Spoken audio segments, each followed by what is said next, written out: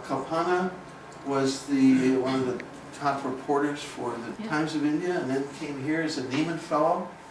I knew her because she and some others from that program actually took a course from us and so on. And Kalpana came back and has stayed in the Harvard community and has also taken a number of courses at the Divinity School. I'm a student. And student at the Divinity School. And we thought, wouldn't that be interesting to have a session on Jainism, one of the great religions of the world that folks just don't know very much about. So, as Richard said, all of us have other lives, and this is part of my other life. I'm a full-time journalist, I remain that, but then I study at the Divinity School. Increasingly, I've been interested more and more in religion and also learning about my own faith. I grew up as a Jain, but didn't really know much about it. So much like you, I'm a student on a path, trying to find answers, trying to just get more knowledge.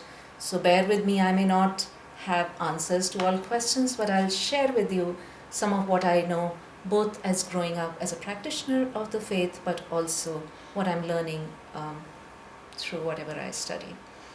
So I study a lot of Jain literature these days. Who are the Jains? And Jainism is one of the two Shramana traditions of India, at least the two main ones that I know. Buddhism and Jainism seem to be Shramana, which is the ascetic tradition. Jains are worshippers of Jinas. Now, Jinas really means the Tirthankaras, or the ford makers who create that path for you to cross over this world of the sansara. The Tirthankaras are liberated souls who've achieved nirvana, gone beyond this cycle of life and death. And in Jainism belief, in each yuga, in each age, there are 24 Tirthankaras. So never more than 24, and there is a time when the Tirthankaras are born. So in an age which is full of goodness, there would not be any Tirthankaras. In an age which is full of, evil or corruption, there again would not be any Tirthankaras. So the time for Tirthankaras to born is when there's a balance of good and evil. We know whether it's historical evidence is Vardhaman Mahavir, which is 599 BC, at least that's what the texts say. Before that, from what I have read, is the 23rd Tirthankara, Parshnath, and apparently there's some evidence of that. And the earliest Vedas mention, because there are 24 Tirthankaras, the earliest Vedas mention some of the names that we hear about the early Tirthankaras, the first of whom was Rishabdev. But 200 years after Mahavir, there was a schism in Jainism. Apparently there was a huge famine and some of the monks moved south. Some of the monks moved towards Gujarat, which is in western India. So overall there was a dispute over the canon. What does it really say? And it's split into two groups. So one is the Digambaras and one is the Shvetambaras.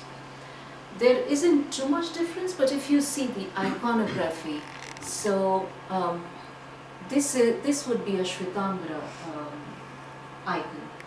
What you would see is, the ornamentation of the icon, and this would be a Digambara iconography.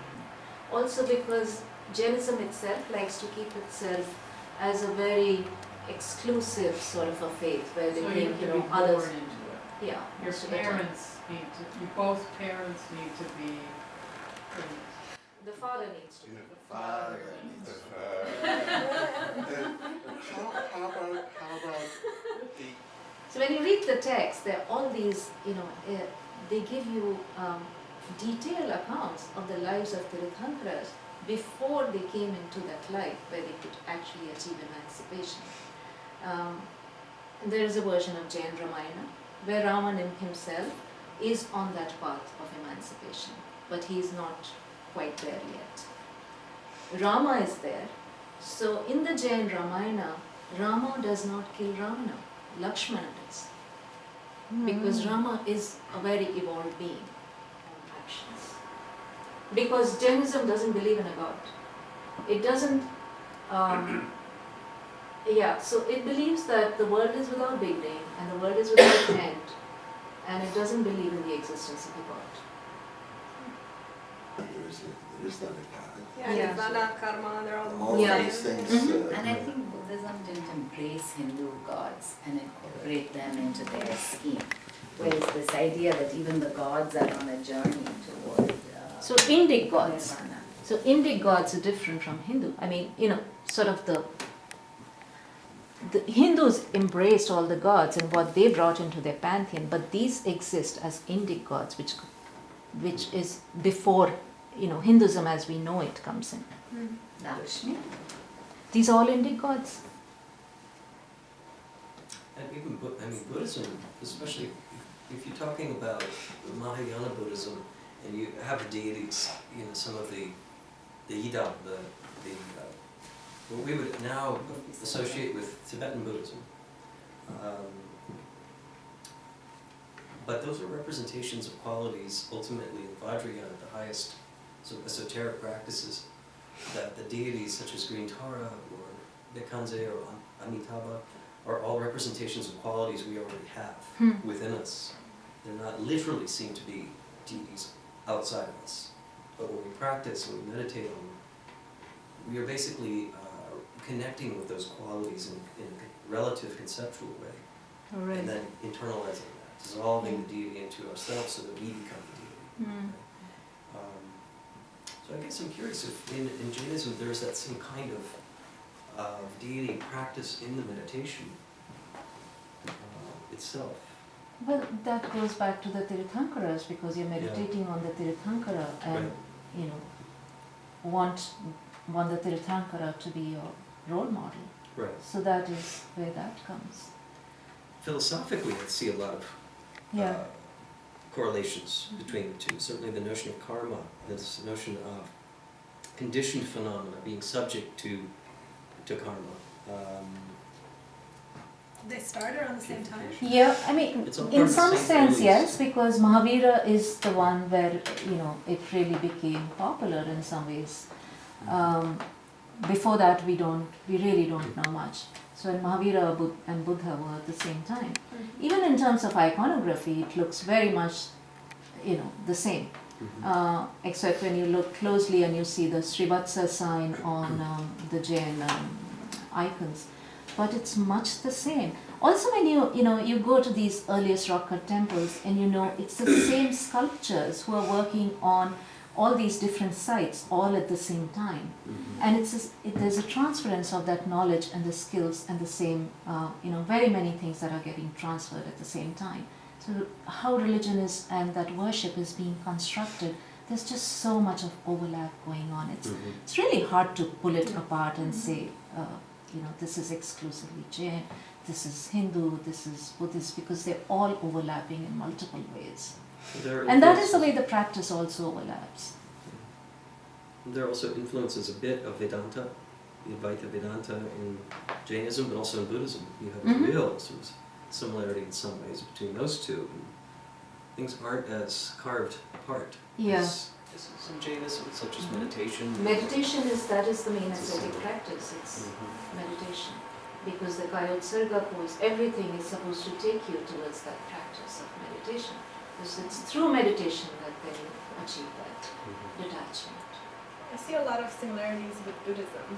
I hear Yes. the same terms. Yes. What would you say are the biggest differences between the two, if any? I don't know, there's Chris here, who's a Buddhism expert. What do you think are the main differences? And the kings may not have been Jains themselves, but then they extended patronage.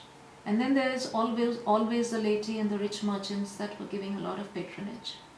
Jai Baba, you're from Gujarat. What is the sense of It's the fascinating, influence? I'm listening to. No, I was thinking of the sense of Jainism within Yeah. your own Yeah. community. Well, I mean, of course, a very famous Jain king, Kumarappa. Yeah, son, Kumarapala, nephew. yeah. So, they were, and in fact, the first emperors of India, the Nanda emperors, there are stories about them, in fact, abdicating at the end Yes. and becoming Jain and Yeah. dying as on the peaks of various places. Yeah. Maurya, so Chandragupta Maurya. both Chandragupta Maurya and his descendants, Yeah. I think at least two. Mm-hmm. So the fact of Jains and politics, in fact our present Chief Minister of Gujarat is a Jain. Mm-hmm. So they've been very much and closely tied to politics and government. Yes. Despite the otherworldly aspects that we Yeah. They starve themselves to death. Oh, the Yes. Sanlekna. Yeah, is that a tradition or was it just? Yeah. And could you say a word or two about that? So the Sanlekna, gets mentioned in all the ancient texts. In fact, what you read about Chandragupta Maurya is that eventually he took Sanlekna. So what Sanlekna is that when you reach towards the end of your life and you've reached that level when you're completely detached, then you stop taking food or water and you decide that you want to leave this life.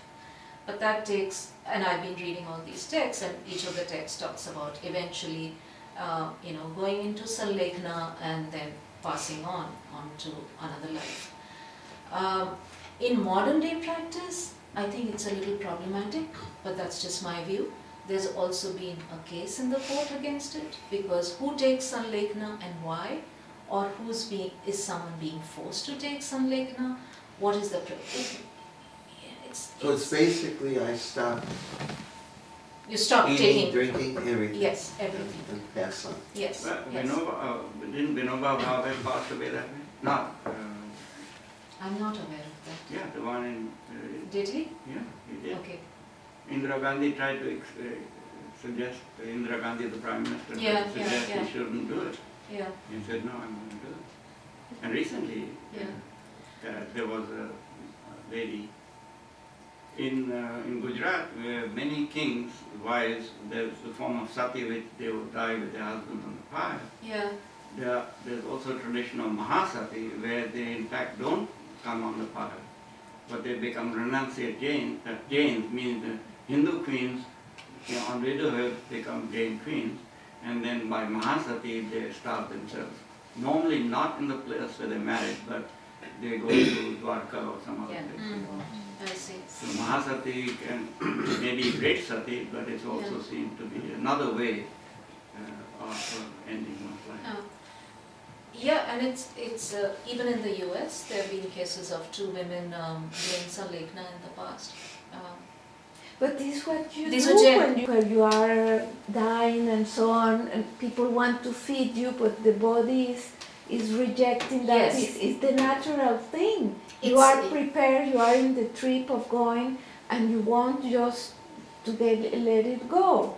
So If it is that point. If Yeah. it is that point. So the case that's gone to court is whether, so let's say you're a woman and you have no other support system, and whether you're being forced to do that.